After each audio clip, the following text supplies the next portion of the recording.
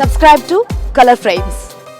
విరాట్ కోహ్లీని రికార్డుల రారాజు అని ఊరికే అనలేదు. కోహ్లీ ఆడిన ప్రతి మ్యాచ్లో ఏదో ఒక రికార్డు నమోదవుతూ ఉంటుంది. ప్రపంచ కప్ తర్వాత తొలిసారి మైదానంలో అడుగుపెట్టిన కోహ్లీ సఫారీ గడ్డపై చరిత్ర సృష్టించాడు. దక్షిణాఫ్రికాతో సెంచూరియన్ టెస్ట్లో టీమిండియా ఓడినప్పటికీ విరాట్ కోహ్లీ ఒంటరి పోరాటం చేసి టాప్ స్కోరర్ గా నిలిచాడు. కోహ్లీ రెండో ఇన్నింగ్స్ లో 82 బంతుల్లో 76 పరుగులు చేశాడు. అందులో 12 ఫోర్లు, 1 సిక్స్ ఉన్నాయి. ఇదిలా ఉంటే కింగ్ కోహ్లీ ఈ క్యాలెండర్ ఇయర్ లో టెస్ట్, వన్డేలు, టీ20లో కలిపి 2000 పరుగులు పూర్తి చేసుకున్నాడు. ఈ ఏడాది అన్ని ఫార్మెట్లలో కలిపి 2000 రన్స్ పూర్తి చేసుకున్న కోహ్లీ అరుదైన ఫీట్ ను నమోదు చేశాడు. మొత్తం 7 క్యాలెండర్ ఇయర్స్ లో 2000 పరుగులు బాదిన మొట్టమొదటి ప్లేయర్ గా రికార్డు సృష్టించాడు. 2012లో 2186 రన్స్ చేసిన విరాట్ 2014లో 2286 రన్స్, 2016లో 2595 రన్స్, 2017లో 2818, 2018లో 2735, 2019లో 2445, 2023లో 2000 రన్స్ సాధించాడు. మొత్తంగా 7 సార్లు క్యాలెండర్ ఇయర్ లో ఈ ఘనతను సాధించిన మొట్టమొదటి క్రికెటర్ గా రికార్డు బద్దలు కొట్టాడు. శ్రీలంక ఆటగాడు కుమార సంగక్కర ఒక క్యాలెండర్ ఇయర్ లో 6 సార్లు 2000కు పైగా పరుగులు చేశాడు.